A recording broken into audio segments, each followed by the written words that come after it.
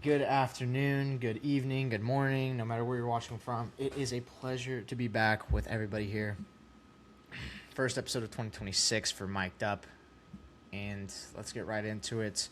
I know it's been quite a while. Last time I put out an episode, I believe, was late December 27th, 26th. But I'm back.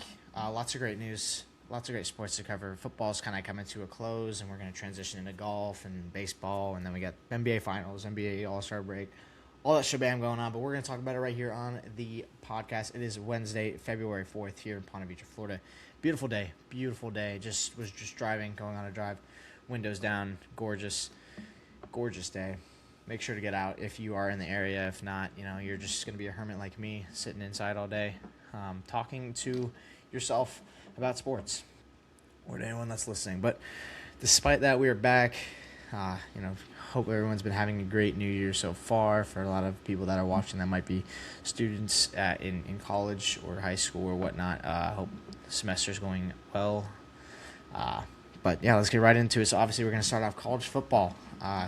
Recently just ended national championship, just capped off a great playoff race here. Great win for the Indiana Hoosiers, the first national championship in school history, so that's great for them. Obviously, Fernando Mendoza joins the list of tremendous college quarterbacks to win the Heisman and the national championship in one. Notably, Joe Burrow is one of them, I think. Obviously, what's his name? Tebow, I believe, was also on that list. Some other guys. I know there was a list out, a graphic or something like that by CBS Sports that went out listing those guys. But yeah, no, it was great. It was a gritty natty for Mendoza. Obviously, he put his life on the line for some of these, moments in the national championship game. Obviously, a gritty player. Going to be a great fit in Las Vegas, I would hope. Obviously, they already have Brock. They have Gene T. They have not too familiar with their wide receiver core, but I'm sure that some Raiders fans could enlighten me. Obviously, if they have the rest of the draft and the rest of the offseason to chase after some parts, chase after some bits. Great game, obviously, and as Georgia fans, likewise, such as me, they saw that game-sealing interception coming from a mile away. Same fashion that he lost to Alabama on a year ago in Tuscaloosa. Just got to feel for the guy, but make mistakes. I mean, you can't really get him for one mistake. I mean, he's been balling out all year. He balled out all playoffs. He's the reason that they got to that point, and also that defense as well. But yes, so that's kind of what we got going on. And a lot of people are saying Curt Cignetti is a better coach than Kirby Smart right now, which I don't know. I mean, when you lead back-to-back national championship teams, you can talk to me, but I don't see it. Curt Cignetti also being under Saban's wing, kind of in that whole coaching tree of people like Kiffin and Sark and Fisher and just the whole train of Alabama coaches to come out of there. Absolutely insane what Saban has done for this sport, and obviously very much a smart guy to get out before NIL really hit the fan. Huge point of focus today for the show. So that's a huge thing we're going to be talking about here. But yeah, so Fernando Mendoza, Iowa or Indiana, they won the national championship. They got to live it on for another year. Hopefully, chase it again next year, back to back. Do I ever see back-to-back national championships happening in this day and age in college football? Hell no. Not a chance. You need to be better than the best team of all time to be a two-time national championship back-to-back in this day and age, especially with NIL, especially with the transfer portal, especially with all this, business that's been going on. But, yeah. So, speaking of NIL, speaking of all this bull crap and whatnot, despite getting away from that, it's been booming, and through this booming, we've had like a little bit of a break with all the NIL and shit like that, and then perfectly this weekend came up in this break, and we had the Senior Bowl. That's a day where not a lot of people were kind of thinking about NIL and all this blah blah blah bullshit, blah blah blah, whatnot. The whole shabam of NIL and whatnot.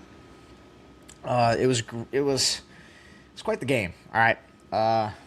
Garrett Nussmeier named MVP despite throwing 5 for 8, 57 yards, interception, which was not his fault. He did have a rushing touchdown and quite a few rushing yards.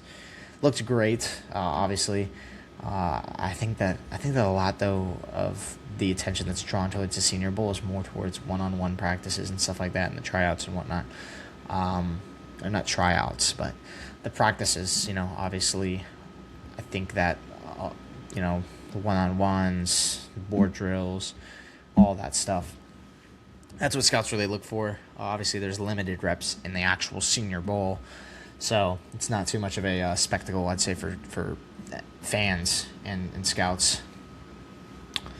But, so got Senior Bowl. I know we had the Hula Bowl or whatever it was recently. I don't know if there's any more, All-American, bowl games like this, where we have just a whole melting pot of college guys playing for, a chance to be seen. We do have spring games coming up after pro days. Spring games are typically I don't think it's March, April, around the draft time or something like that.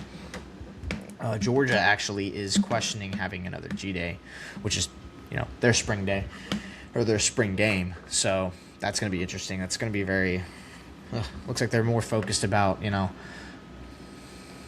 don't know what they could be more focused about, to be honest with you. I'm not part of the front office there in Athens, or part of the athletic staff and whatnot. But, so looking ahead to the draft, obviously, undisputed number 1, that will be Fernando Mendoza to the Raiders in Las Vegas. They get Clint Kubiak, actually, which is going to be an interesting fit. I know that he said that he wants to draft a guy and kind of build around him. Obviously, when you're bringing in Fernando Mendoza, you kind of already have pretty much a team. Maybe get some more pieces on the offensive line. Receiving corps could use a little bit more. Obviously, they have Brock Bowers, who can also be a great blocking asset. GT, same thing. GT's explosive. Same with Brock Bowers. 2 explosive players. Put that with Fernando, a gritty quarterback that's pretty damn good. And sky's the limit. Obviously, Max Crosby and that whole defense and the whole situation there. So, yeah. Transfer portal, NIL. Been putting it off for a little bit for the 8 minutes that we've been already going here, recording on the show. But transfer portal and NIL, let me tell you about that. Oh, man. If you would have told me, it's just, let me reword that. Look, I've been keeping so up to date with transfer portal. Just been Twitter, 24/7 Sports has been spitting stuff out at me, just dumping loads and loads and loads. Don't take that out of fucking context. Just been completely hammering me. And I'm seeing college players' names. I'm seeing school names. I'm seeing deals, contract, negotiation. What is going on in college football right now? And that's the world we're in right now. And it's really going pretty much downhill. And it's going to keep going downhill from here. NIL, we took it so far out of proportion. It is insane. We have, like I said, we have these words that are getting thrown up in the air. It's professional at this point. At this point, there are guys that are making more than NFL players in this sport. And I think that's just, it's just absurd. It's just insane. And years ago, I wouldn't imagine we got to this. Obviously, pushing for lots of NIL stuff. I was just a supporter of a lot of this stuff. A lot of people were. But is this exactly what we imagined when we said that, players should be paid? You're making all these, from boosters, and you're making it from, the success that you're putting on in college football, and you're making all this money. And it's right that you're paying your players, but there's not really a cap limit. That's the only real solution to this. If you put at least some restrictions on it, it'll make it a lot better, and it'll make it a lot even grounded. And even for some big programs I'm sure that Georgia isn't financially struggling, but they definitely can't get any motion in the portal. And I'm kind of confused as to why. I don't know what Kirby's kind of opinion on the portal is. I know that he's more of a developing players type of guy. He's more bringing in recruits. He's worrying about the younger guys more than these 24, 23-year-old guys that should be in the league already, like Carson Beck. and that was a huge thing. I remember seeing, watching the national championship game, and the average age for Indiana's players were like absurd, like old for college players, and it's just wow, it's disgusting. So that's basically, I mean, transfer portal. You listen, I don't really think it's so much as more about recruits anymore, unless you find a needle in the haystack, like Jeremiah Smith, potentially Bryce Underwood. I mean, he's been playing fine, but it's just I don't know that whole Michigan situation's been like blah blah blah. But unless you find like a stellar piece that's been like clicking from day one, which is the only real name I can think of is Jeremiah Smith, because he has literally been like a needle in a haystack for Ohio State. He's not a guy that transferred in. He's a guy that stuck with Ohio State, and he's been playing with them, and he has been balling out. And there's no speculation of him transferring. I don't know why you'd want to transfer out of Ohio State anyway, unless you're getting paid by Miami like $4 trillion, because it seems like it's all just circulating around Miami. A lot of this drama that's going on. Obviously, we had kind of what I want to say is the stapling factor of NIL and how out of hand it can truly get was Carson Beck's whole ordeal.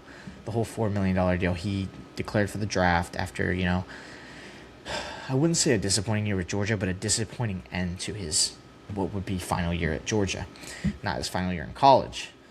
Obviously, he got the $4 million deal with Miami, went there. The rest is history, for the most part, up until this point.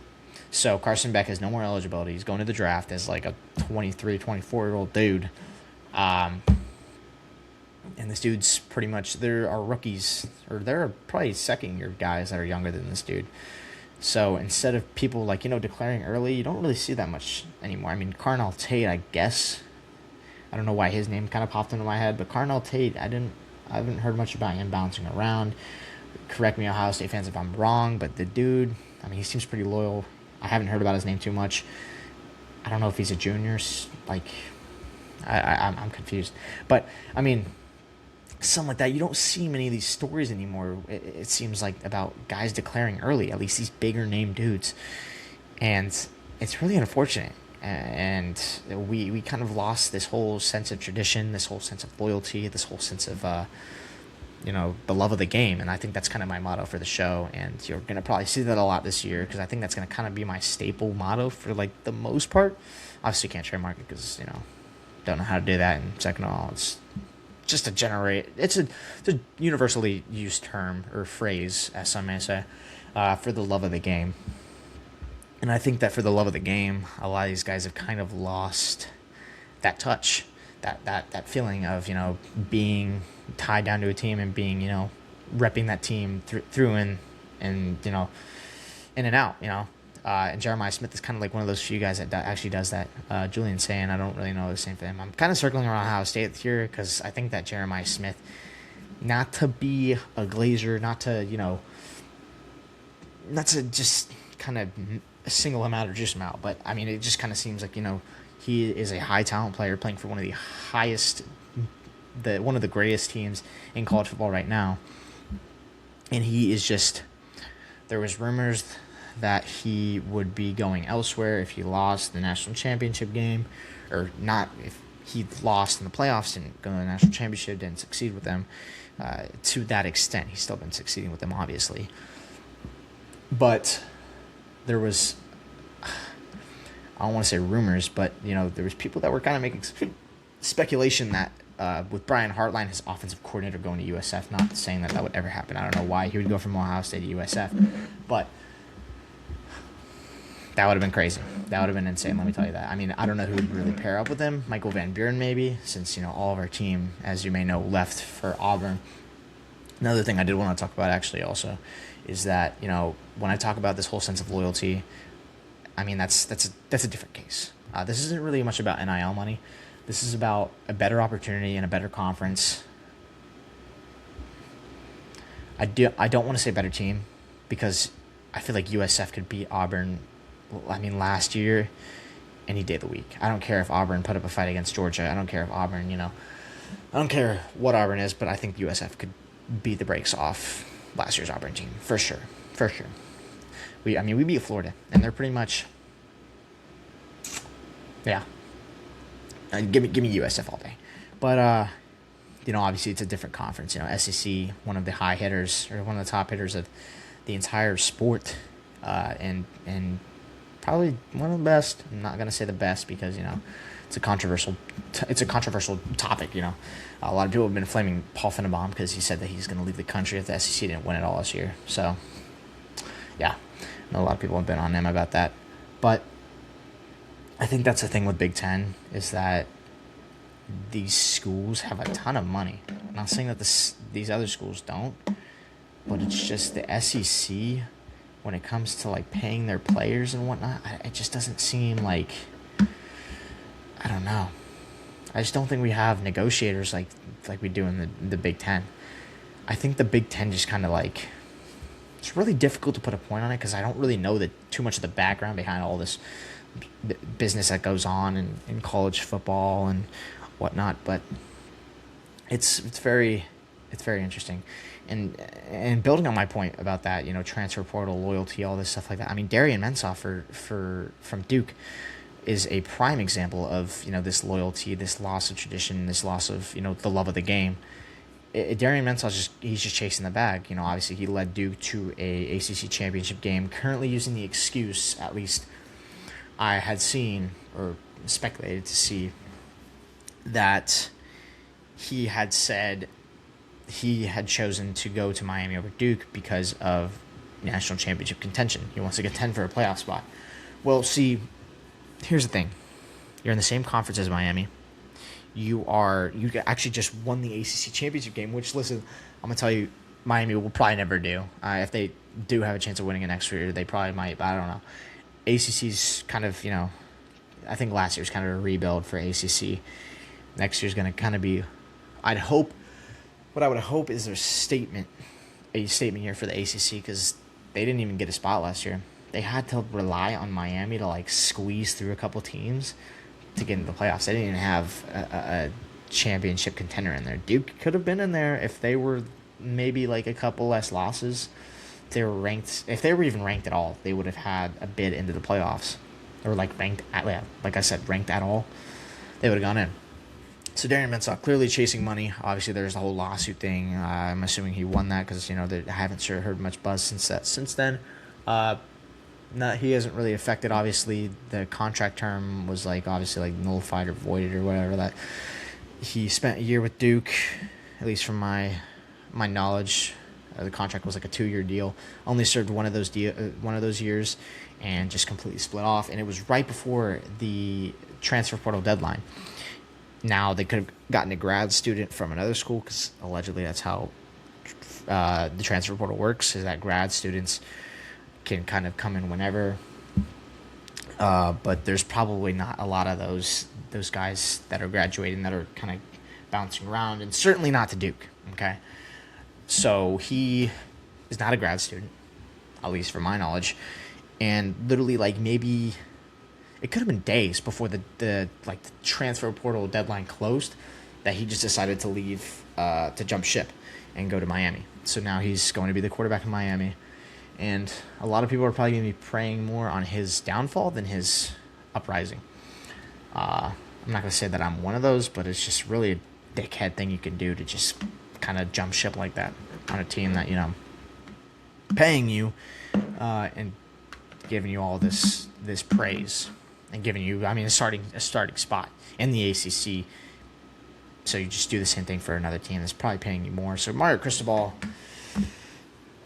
it's tampering 101 pretty much. I'm not exactly sure the true deadlines or the guidelines towards what the true definition of tampering is, but that sounds like tampering 101. Obviously, we've had the whole Pete Golding, Dabo Swinney thing with tampering and whatnot, blah, blah, blah, blah, blah. Dabo, got to focus more on your team than some other guy's team. Screw off. I know that he's just being stubborn and whatnot. Probably his last year next year if he doesn't. That could have been his last full year this past year for Dabo. We're not going to go too much into detail about that because, that Clemson's just at this point a lost cause. But, yeah, and that's the thing. Going over with Georgia, talking about the transfer portal, talking about pretty much free agency. I just said the word free agency. It's pretty much free agency, It's like a mini professional. It's It's pretty much like minor league baseball. It's the same thing. It's not even college baseball, because at least with college baseball, you don't have players doing stuff like this and these notable like lawsuits because you're breaking contract and jumping ship and abandoning tradition. You're not being loyal to the cause and being loyal to your team, and just being complete. You're not even focusing about your team, you're focusing about yourself, and you can only do that to an extent. So yeah, so Darian Mensah, best of luck to him, but no hard feelings if he doesn't end up working things out with Miami.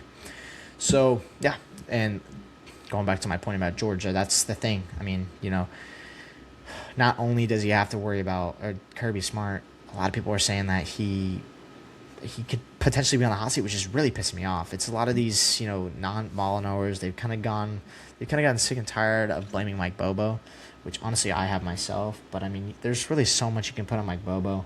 Obviously, some of his plays work sometimes. His plays don't really work. It's a charade, essentially. We could put more blame on the defense. The reason why Ole Miss scored so many points against us when we lost to Bama, that was pretty much just play calling and just play execution. The fact that we trust Cash Jones, which is abysmal. But Kirby in no way at all is in the hot seat, and anyone that says that, even within the football team or within the fan base, just complete idiots spewing straight feces from their mouth. It's just horseshit. So the thing I will say, though, is that to really pick apart what Georgia really has going wrong is that, I don't want to say this, but I've kind of come to the conclusion, and it might just be the fact that I'm really sick and tired of saying Mike Bobo's name, saying Bobo, saying Mike at all, not Mike, because, Mike's a fantastic name, but just Bobo in general. It's just, we cannot bring in transfers. In this day and age, you have to be willing to spend money on players. You have to, play this game like it's a business, unfortunately. It's not anymore about wanting to just, win. It's about, making sure your guys are compensated, making sure, you're paying them a vulgar amount of money to play for you. Hence Darian Mensah, hence Carson Beck, hence all these guys, everyone that's coming over from Ole Miss to LSU. Kiffin's paying them a bag, obviously. A lot more money, blah, blah, blah, all this, whatnot. But it's just the transfer portal has just completely flipped on its ass. And I think that if Kirby and the Dogs want to prevail, they really need to start bringing in guys, especially with depth, dude. Depth. We have played so many freshmen last year. I mean, it's just insane. We have such a young team compared to playing. That's also another thing. And I think that his approach with it is really good, but I don't think it's going to keep up in this day and age of college football. These young guys not being able to essentially kind of retain any, seasoned experience, And I think that Georgia, if anything, can take a defensive leap next year. Glenn Schumann's a great guy. Hoping he stays with the team. Defensive coordinator, our guy Glenn Schumann. Obviously, there's kind of ups and downs with how the defense played, but I mean, in clutch moments they can play. It really just comes down to our offense. And I don't want to say this about him because I really do appreciate him and I really do like him. I do love his heart, but not to say Gunner Stockton's bad, but I think that if you want to be a national championship winner or contender, even in this day and age, Gunner Stockton next year has to be elite. He has to be elite. You have to be elite in this game to be able to withstand whether it's a bye week, whether you get a whole week of bye, because college football playoff is just formatted to where you get pretty much a whole week of just getting a bye week or a bye month. You have to be able to withstand that, be elite to where you come back and you're just hitting the ground running, whatever quarterfinal game you're playing, it's whatnot. And then you have to play another game after that. And you have to play another game. You have to be an elite player consistent, all of that. And is Gunner all those? I mean, to be fair, he's not provided the trust, I want to say, to do that. It doesn't seem like from Mike Bobo. That's why he's having all these, screenplays. I mean, you have Zachariah Branch, who has, he was easily one of the best yards after catch guys. He's such a fast guy. But, I mean, there's a couple of times, or a few times this year, that we really aired the ball out with Zachariah Branch, and you really get to see what he does when he stretches the field, and it's insane. I know that Noah Thomas, you were able to do the same thing, but, I mean, you really wasted a huge opportunity here not being able to kind of open up the passing game in this offense. And I'm not saying the running game's bad at all. Dude, the running game was incredible. Obviously we had Chauncey Bowens and we have Nate Frazier, two guys who are, I believe, also coming back. I know Nate Frazier's coming back next year. Chauncey, I think, is coming back next year as well. I know Roderick Robinson, he went to UAB or something, so we won't have him. We do have currently the 2027 number one running back in the country. Will he stick? Honestly, I think he will stick. Obviously Nate Frazier's going to be gone. Chauncey's most likely going to be gone. And yeah, so I think we'll be able to stick him. That'll be huge. And I think we're really just running back university, honestly, to be quite honest with you. I mean, we're coming up, at least running backs. But I think that it's the same thing with Ryan Puglisi and whoever we bring in. And Jared, honestly, if we were able to land Jared Curtis, that would have been insane. He's going to Vanderbilt now, so we're gonna see him. We're gonna see him next year, I think, in Athens. Yeah, he's gonna come to Athens and play Georgia, so that'll be interesting to see how he plays for Vanderbilt, for the Commodores down there in Nashville, Tennessee. But I think you just have to have an elite quarterback that's able to kind of, I don't know, not saying that he's a subpar or a par quarterback, but I think that you have to have your Stetson Bennett type of guy where he's really willing to but even then, dude, it's just Kirby was never an offensive guy. That's all I'm gonna say. Kirby, he was never. I mean, he was literally the defensive coordinator. So defense was kind of just all his thing. So, I mean, building an offense, especially with Mike Bobo, I don't know, man. I don't know. That's all I'm gonna say. And also the other thing on top of recruiting and transfer portal and all that is just a locker room identity. Being accountable, holding your guys accountable, and it doesn't seem like it's really been changing. Obviously, ever since the whole Jalen Carter car thing, drunk driving and speeding and racing and all that shit. I know recently Georgia had, I think it was a freshman or something like that, freshman, sophomore, got locked up and got kicked off the team for stealing. Yeah, stealing. For shoplifting. Which,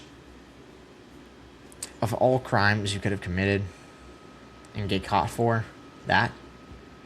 Are you serious? Probably stole a box of Cheez-Its from fucking Publix or some shit, or Kroger. I don't even know if Athens has Publixes. Publix is even stretched that high up. Oh, they have Publixes in Kentucky, or one at least, but, But here's my thing, though.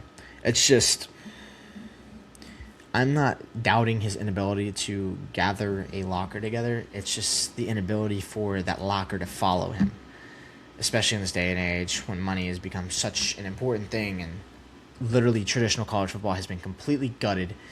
So, yeah, that's all I'm going to say. I'm sick and tired of talking about the whole transfer portal. It's just been, oh my God, I literally have gotten so many Twitter notifications, even now. Just talking about it.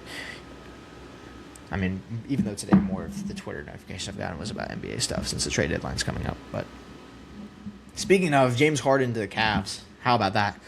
Goodness, him and Spider, fucking hell. There was a trade.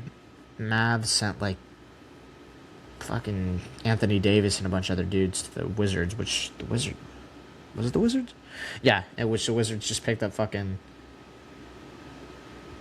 Wizards just picked up Trae Young too, so that's actually insane as well. I know Jared McCain went to Oklahoma City. Yeah, so that's even better. So we pretty much have the NBA's version of the LA Dodgers, which I don't even want to go too much into detail about the Dodgers. They're just a powerhouse, and I don't think they're going to be stopped anytime soon. So yeah, shifting focus from college football to the NFL, it's been insane. And this is quite the turn that we got going on. I mean, it's really not that much of a turn, though. We're not really turning the page. It's kind of the same ordeal. Lots of simple stuff going on. One thing I will say, though, Pro Bowl. I mean, dude, are we serious? I think I watched the Pro Bowl for the first time since becoming a flag football thing a few days ago. And that was the worst thing I've ever watched. It just made me feel so, like, disgusted. I mean, I could just be, like, saying that, but, like, it's just, wow. I mean, Roger Goodell just, at the end of the day, I mean, I don't know. So, yeah, no, Pro Bowl was hot garbage like it usually is. Obviously, we have the Super Bowl. Great playoff. Insane. Obviously, we have the Seahawks, Patriots rematch of their earlier Super Bowl 40, like, 5 or 6 or something like that. So yeah, who do I think will win that game? I mean, realistically, I think it's the Seahawks all day. I think just on the offensive side of the ball, defensive side of the ball, they're just 100% on both. Patriots, I mean, they struggled to the Broncos. They struggled to the Broncos with Jarrett Stidham. Don't get me wrong, it's in the snow. It was like a flurry and stuff like that. It was a crazy, like, blizzard and whatnot. But, I mean, despite that, dude, it's Jarrett Stidham. It's Jarrett Stidham and the Broncos. Still have a good defense. And it is kind of snowy. So I guess I kind of give him, I can kind of give him some credit. But, yeah, no, I don't really.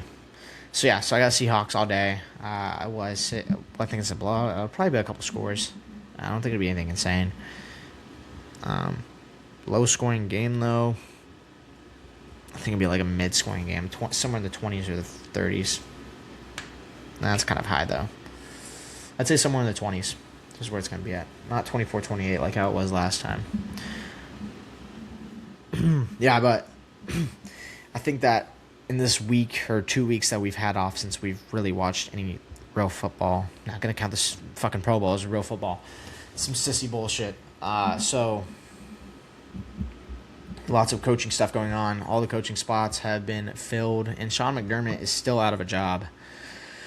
But I think that, getting paid as an NFL coach doesn't really... You can probably live off that for a little bit, or a little while. Talking about that, though, wow. What a dumpster fire the Bills front office is. Insane. I think it was their GM. I think it was their owner. I remember watching a video, a press conference. He was saying something about, like, oh, yeah, we figured out we wanted to change direction or fire him, after the game. It wasn't just what happened in the game. Or, no, he said it was what happened in Colorado or Denver. And he's going to base him off one game. So, what about the divisional playoff in Denver against the Broncos? 3 interceptions or so, or like 4 turnovers for the guy, Josh Allen. What about that says that's on Sean McDermott? The guy just made, like, the worst game of his entire career, and you blame it all on Sean McDermott, the guy that's led you to 5 consecutive AFC East championships? 5 or so. Who's also, led you deep in the playoffs every single time, just falling that bit short to Patrick Mahomes. You're going to blame that on Sean McDermott? If anything, blame it on the offensive coordinator, who is now the head coach, Joe Brady, of the Bills. And Josh Allen's still on the team. Remember Coach JB from, if anyone remembers Friday Night Lights on Netflix, remember Coach JB was ripping into Josh Allen. My gosh. But part of me really hopes that Josh Allen saw that, though. Because, I mean, dude, JB had a point. Coach JB had a point saying, pretty much, oh yeah, I should be the one crying up here, as point of view from Sean McDermott. Oh, he's a crybaby little bitch, blah blah blah. I mean, a little excessive, but anything to get your point across. But yeah, so I think Josh Allen's really the problem there in Buffalo. At least at that point, he was. He was just kind of seemed like he was having an off year all year. But for the Bills, it's rough sledding. It's gonna be rough sledding even more. I don't see it getting better. I mean, you really didn't make a difference, like a good difference. You made a difference, but not a good difference. Oh, congrats, Sean McDermott's out there. There's the issue. Now Joe Brady's gonna come in, a guy that is not foreign to the program, which isn't a bad thing, but a guy that also contributed to the team that just lost in overtime to the Broncos. So that's where we're at. And gosh, that's all I'm gonna say. But yeah, other than that, coaching situations for the rest of the league have been looking all right. We got Harbaugh in New York, great for them. They also got Matt Nagy from the Chiefs, who's going to be coaching up Jackson Dart. That's going to be insane. Watch out for the Giants next year. Malik Neighbors, obviously, Wan'Dale Robinson.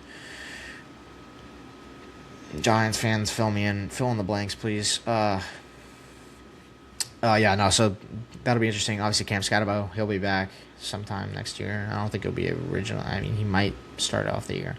So, yeah, Stefanski in Atlanta, which we have a lot to talk about Atlanta.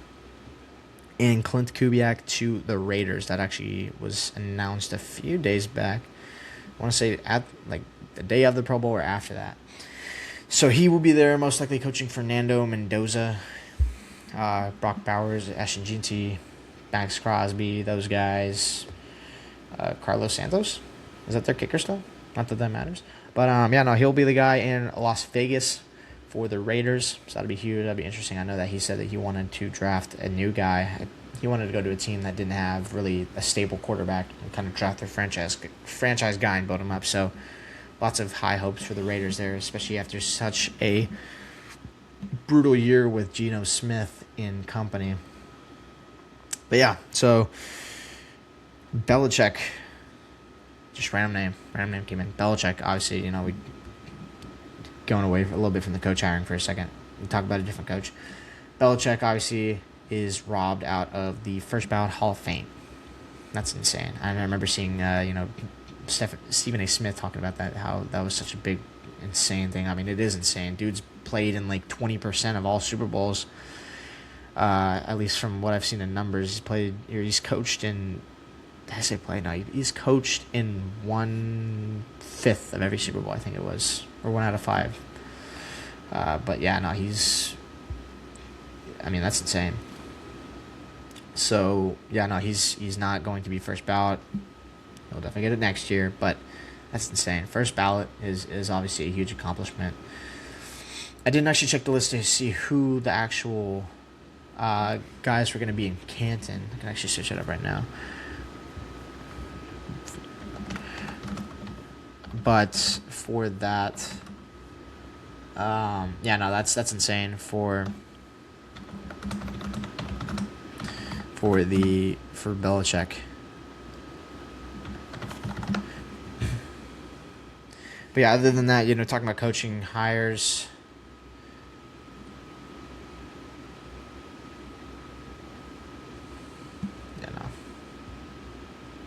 But yeah, no, they didn't get allegedly enough votes and whatnot, so a lot of people are kind of discrediting the first ballot or the ballot guys and whatnot, voters and whatnot.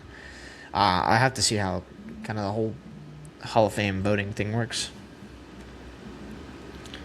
So yeah, but other than that, lots of stuff going on. Talked about the Pro Bowl, talked about the Super Bowl preview and my picks. And so we're gonna finish off with the NFL with kind of a little rant. I'm gonna talk about it. So the Atlanta Falcons, recently hired Matt Ryan to their president of football. They fired Raheem Morris. They fired Terry Fontenot, and pretty much cleared office. Other than Jeff Ulbrich, which would most likely be staying. Zach Robinson was kind of Well, see, I knew I wasn't, coordinating for shit with the Atlanta Falcons. See, that's different. That's different at a different level. Like you can kind of more see like compared to like how Georgia runs their offense and how the Falcons run their offense is kind of similar in a sense, in a way. I don't know. It's kind of just just the way the cookie crumbles. But I mean, for Zach Robinson to have this team be as awful as it was, obviously, it would have been interesting to see if Michael Penix could have played a whole year. Obviously, we had offensive line depth issues. We sent the guy off to Chicago. I know Caleb McGarry didn't even play the entire year because he was injured with like an ACL. But so this is how we're gonna look at it. we hire Matt Ryan to be our president of football before we hire anybody. I'm not gonna say it's an issue. Not before we hire a GM for one thing. We now have Ian Cunningham. Super huge hire, by the way. Not super huge, but great hire. A part of 2 Super Bowl winning front offices, so that's already good. That's already more than any GM that we've had. So we hire Matt Ryan. Matt Ryan decides to go. He hires Stefanski. Thinks he's the best guy for the job, and realistically, he's the best guy for the job. A lot of people are saying they wanted Kubiak, but Kubiak just doesn't have the head coaching experience. Stefanski is a 2-time Coach of the Year. Realistically, I'm taking that over Kubiak, despite what's been going on recently. And I think that Kubiak, I don't even know if Kubiak would have really wanted to go to Atlanta. We already kind of had our guy in Penix for the most part. We kind of had our guy, and then we had Cousins behind him. But, so Kubiak, or Stefanski comes in, brings in Tommy Reese, brings in, I think, the O-line's coach from Tennessee, retains a lot of the defensive guys for the Falcons, which is huge. We had easily our best defensive year we've had since, I want to say 2016, 2017 team. So that's huge for the Falcons. Obviously, we corrected on, pass rush and stuff like that. We were able to get, guys, James Pierce, Jalen Walker, get those guys out of the draft and be able to use them. Xavier Watts, another rookie that played amazing this year. So, yeah. So we go out and hire him. But, obviously, with what I do, talking about sports, being informed about sports, knowing about everything, mainly, being biased towards the Atlanta Falcons, I happen to be tapped in with a lot of, radio shows and podcasts like mine with the Atlanta Falcons specifically. So it's a lot less ground to cover, which is nice for them. Obviously it's a little bit different for me because I have to, know a lot of stuff about every single sport for the most part. But I'm really not liking what I'm hearing though. And it's not about anybody else. It's not about Penix. It's not about Cousins. It's not about what Morris did. It's not about what Robinson did. It's mainly focused around Matt Ryan right now. If you look in Falcons media right now, it's just mainly about Matt Ryan. And I'm not talking about media as in their direct media team. I'm talking about like I said, the smaller podcasts that kind of talk about the Atlanta Falcons as a central subject, or the Atlanta Braves, Georgia Tech, Georgia, blah blah blah, whatever's in Georgia.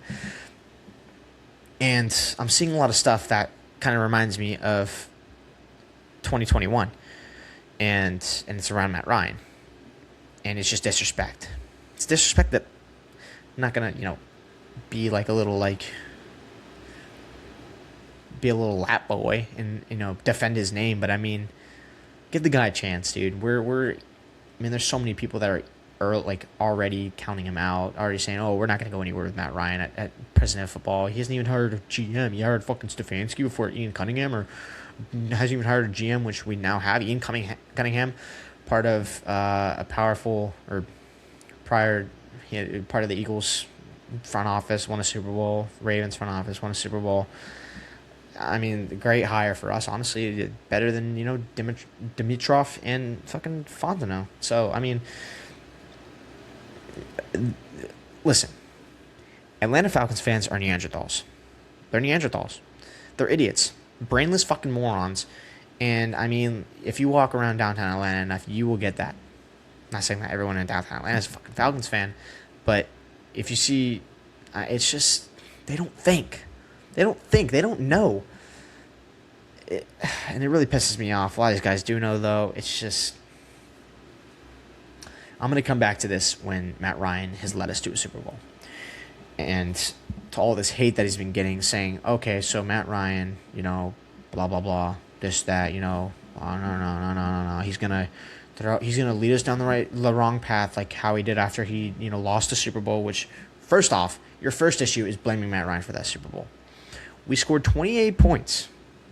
28 points on offense. That's pretty much 30 points. And we held them to 3.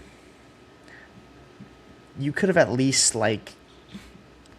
some defense. Obviously, I get it. Could have scored or should have scored again. But, I mean, really to blame for that is Kyle Shanahan. So, I don't blame that on Matt Ryan at all.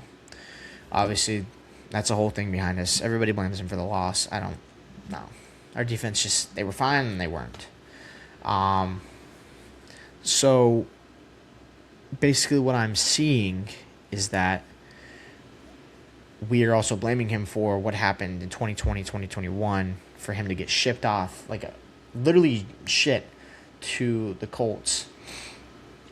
And it's all these old head Atlanta Falcons fans, all these guys that rep the old helmet and stuff like that, like the throwback, blah, blah, blah. They talk about, Work Done and Roddy White and all those guys, but they don't give credit to Matt Ryan. They glaze Julio. They just fucking hate Matt Ryan.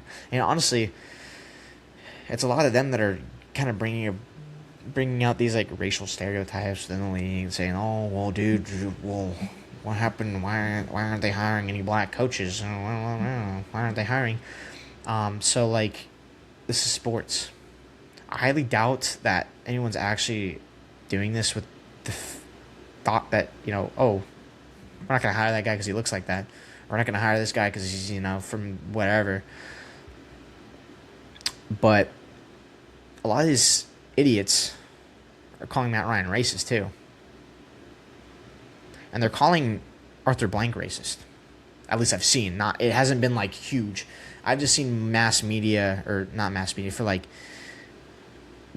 a good amount of media talk bad about Matt Ryan. I've seen a little bit of people here and there bring about race. I know that there's been pages on Instagram, news pages talking about sports and stuff like that, saying, "Oh, no black coaches, no." Okay, so if Atlanta's racist, obviously we just had a black coach for 2 years. Terry Fontenot was our GM, also black, for 5 years.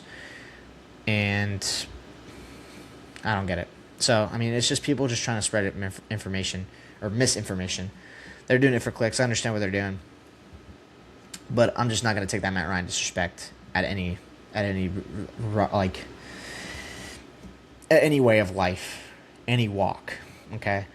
And anyone that says that, I don't know why this is a debate or why this ever was a debate, why it's still a debate at all. People saying that Michael Vick is better than Matt Ryan. Matt Ryan is the best Falcon of all time. You can quote me on that, and he will show that upcoming here in the next few years why he is the best Falcon. Listen, while Matt Ryan is employed as the president of football for the Atlanta Falcons, Michael Vick is busy coaching the fucking Pro Bowl that nobody's fucking watching because it's just a pile of shit that Roger Goodell has made. It's just slop. It's not even a fraction of what it used to be. We're just taking away the whole purpose of the sport. If we want to go watch flag football, we're gonna go just go to the local rec team or some shit like that and watch flag football. But we don't want to watch this shit, especially when it's the best players, dude. The best play. I remember when people actually cared about the Pro Bowl. Now nobody cares about it. People obviously still watch it this year. It's all right. They ain't got nothing else going on Sunday. Get back from church, watch a little bit of flag football. But I remember seeing Sean Taylor thrashing people and OBJ mossy people, doing a little dance with fucking Colts mascot. What is his name? Blue or whatever that is. Remember when it actually meant something, instead of this sissy shit. So it's just taking away the tradition, the fun of the sport. We're just kind of getting a little stale. Flag football, it's boring. Okay. I want to see people get fucking rocked, all right? But back to what I said. Back to what I was talking about. Compared to Matt Ryan's stats, Matt Ryan had triple of what Michael Vick had at the end of his career. And I'm talking about just Atlanta Falcons stats. I'm talking about Philadelphia. I'm talking about all this stuff. And if Michael Vick is really the best thing for Atlanta's franchise, did he even bring us to a Super Bowl? No, he didn't bring us to a Super Bowl. Matt Ryan's only an MVP winner for the Falcons, brought us to a Super Bowl. Pretty much, I pretty much count that as one. We should have won that. Obviously didn't. But after that, even in his worst years, he outperformed Michael Vick. Now, don't get me wrong, it's two completely different eras. But it's just 62,000 yards compared to like 20-something thousand yards, or 22,000 yards, I think it was, passing. I'm going to pick 62,000. I'm going to pick the higher number. That's pretty much tripling Michael Vick's stats. Oh, he's dual threat. He's dual threat. Okay. Being able to run, that's not a quarterback's job. That's a running back's job. For Matt Ryan, that was Devontae Freeman's job. That was Tevin Coleman's job. That was Ito Smith's job. That was, I don't even know if he ever played with work done, but that was work done's job. Sometimes it was the receiver's job. Sometimes it was Julio's job, blah, blah, blah, whatever. But, yeah, no, that's just the debate that needs to be silenced. And I know that for a lot of people that are just casual NFL fans, they don't really care about this debate. But I really saw it, and I've really been excited to get back on the podcast and talk about it because it's just really annoying. So, yeah, that's my little rant about that. But for what's coming up next, obviously, we're here in late winter.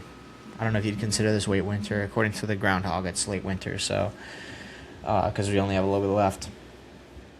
As I'm talking to you here, 3:13 p.m. on Wednesday, February 4th. It's currently 2 days out from the Winter Olympics. The opening ceremony is Friday. It's going to be interesting. It's going to be fun. Love the Winter Olympics. Super excited it's back. Super hyped for bobsledding. The weird little shuffle shit, like the little, what is it? It's like a bowling ball, but it's not, and they get the little, they shuffle the ice in front of it. You'll probably get the idea. Snowboarding, skiing, all that stuff, very fun. They should put snowball fights in the Winter Olympics. That shit's fun. NBA All-Star Game is next week, I believe. Yeah, week to follow or something like that. A couple weeks after that. We have in March MLB opening day. Well, I think MLB opening day is actually in April. I think that's just kind of for spring. Obviously, we have spring training coming up. We have MLB opening day. We have the FIFA World Cup in the summer, which is going to be sick. That's going to be insane. That's going to be very nice. Obviously, golf's coming back. Huge. It's kind of always been around, year-round. But, this is where it really gets, everybody's watching it. And everybody's playing and everybody's loving the sport. We got the Masters. We got the Players' Championship here in Sawgrass, actually in Ponte Vedra here in Florida, in Jacksonville. Even though, a lot of Jacksonville people don't consider us Jacksonville. It's kind of like racism, how they really don't like anything that's below kind of... I don't really have, a border for it. But, I'm not going to go too much into detail about, how, a lot of Jacksonville people don't claim the Ponte Vedra area as Jacksonville. So, So, so we got, TBC Sawgrass, we got Masters, we have Pebble Beach, we have lots of different things going on. It's going to be nice, I think. And then we have the PGA Championship. Scotty will be coming back to defend his title. Obviously, Rory McIlroy, obviously our reigning Masters champion, defending his Grand Slam and whatnot. So yeah, we're back with sports. It's gonna be very fun. I'm covering it all. So when football's done, I'll be able to look more into being in the known about basketball and soccer, because damn well I've never paid attention to soccer in my life. But it's been a pleasure to come back with you guys here on this wonderful Wednesday, February 4th. Hoping everybody's New Year's fantastic. So, yeah. Don't let anybody tell you what to do because they don't know you. And chase your dreams. That's what I'm doing right now. Hopefully you guys liked this edition of Mic'd Up. Be sure to reach out. Text me on Instagram. Hit me in the DMs, yeah. MikeDub.sports is pretty much socials for everything. Twitter, Instagram, Threads, even Spotify, I think it is, YouTube, all that stuff. If it's not MikeDub.sports, it's MikeDub_sports. Follow me everywhere. Stay in the known about what's going on. I'm looking to get more interactive with my social media, specifically TikTok. So follow that too. That's MikeDub.sports. I know that's a dot because I've been on the sports TikTok a lot. But yeah, I'll catch you guys next Wednesday. Next Wednesday, I think I'm gonna try and do a live stream at like around noon or something like that. Depends on how the rest of my schedule's looking like. Try and do a live stream next week for like 30 minutes, 45 minutes, maybe an hour, kind of like what we did today. But we weren't live today. Also got some huge news coming up. It is hoping to finish that up in the next few days and kind of give you guys a little sneak peek. Hopefully looking to drop all that whole business this February. But yeah, hope everyone has a great rest of their day, great rest of their week. I'll catch you guys next Wednesday. You're on Mic'd Up. See you later.